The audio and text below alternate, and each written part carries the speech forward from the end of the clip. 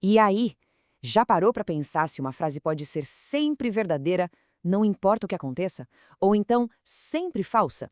Hoje, a gente vai explorar justamente o método que a lógica usa para classificar qualquer afirmação e descobrir o que a estrutura da verdade tem para nos revelar.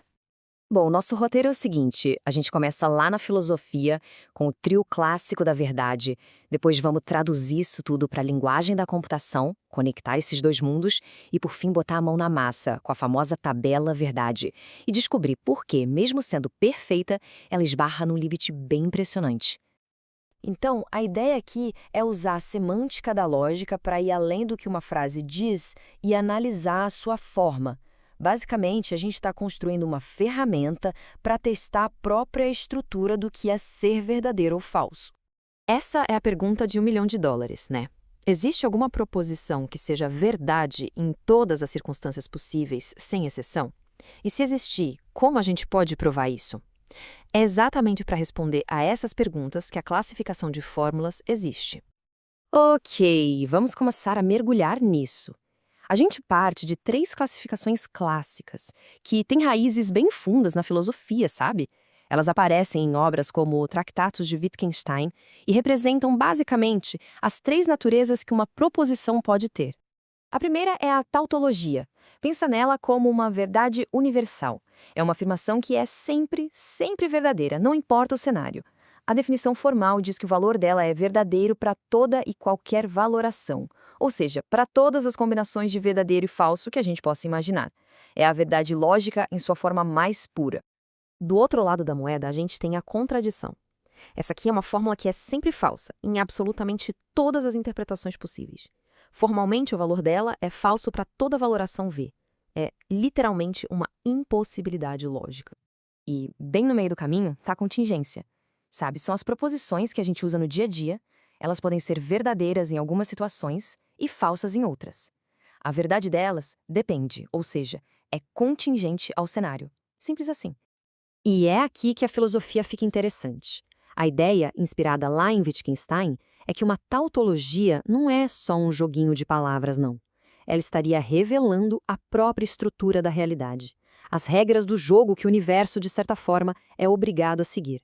É bem profundo, né? Agora, vamos sair um pouco da filosofia e trazer essas ideias para a linguagem super precisa da ciência da computação. Aqui, os termos são outros e eles nos dão uma análise, digamos, mais detalhada dessas mesmas propriedades lógicas. Uma fórmula é considerada válida se ela for verdadeira para toda e qualquer interpretação. Só familiar? É porque a exigência aqui é a mesma, uma verdade universal, absoluta. Depois, temos o termo satisfatível. Uma fórmula é satisfatível se existe pelo menos um cenário, uma única valoração que a torne verdadeira. Veja bem, ela não precisa ser sempre verdadeira, basta ser verdade pelo menos uma vez.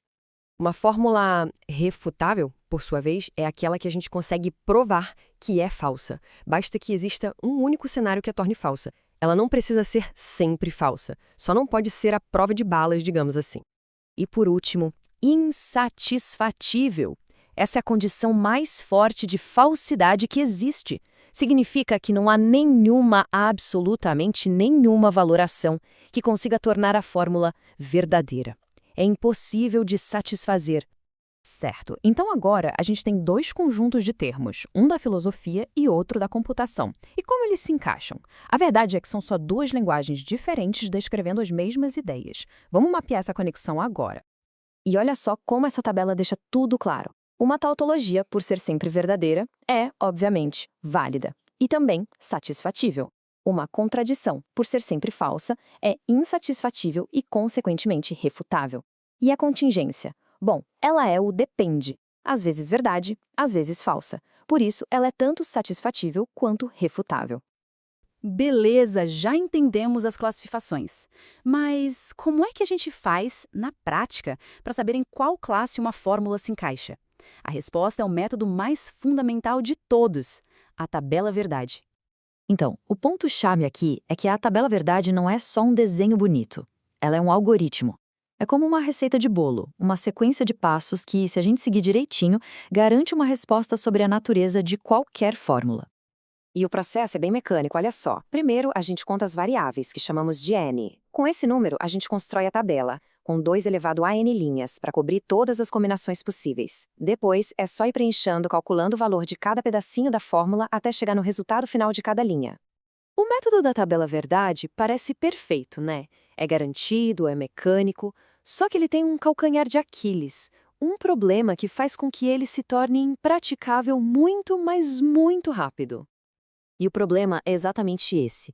O número de linhas, que é 2 elevado a n, cresce de forma exponencial. Isso significa que cada nova variável que a gente adiciona na fórmula dobra o tamanho da tabela. Pode não parecer muito, mas as consequências são gigantescas. Dá uma olhada nesse gráfico. Com 3 variáveis, temos 8 linhas. Tranquilo. Com 10, já pulamos para mais de 1.000. Agora, com 20 variáveis, a gente está falando de mais de 1 milhão de linhas. Fazer isso na mão já virou uma tarefa impossível. E se a gente tiver só 50 variáveis? O número de linhas explode para isso aqui, mais de 1 quatrilhão. Nem o supercomputador mais potente do planeta conseguiria calcular isso num tempo de vida razoável. É aqui que um método teoricamente perfeito simplesmente quebra na prática. E essa limitação não é só um detalhe técnico, não. Ela é a base de um dos problemas mais importantes de toda a ciência da computação, o problema de satisfatibilidade booleana, ou SAT. Saber se uma fórmula é satisfatível de um jeito eficiente é um desafio tão grande que define áreas inteiras da teoria da complexidade. E isso tudo nos leva a uma reflexão final. Pensa comigo, se até a lógica pura, um sistema que parece perfeito e exato, pode gerar problemas tão complexos que se tornam impossíveis de resolver na prática, o que isso nos diz sobre os limites do que a gente pode calcular, provar e, no fim das contas, conhecer?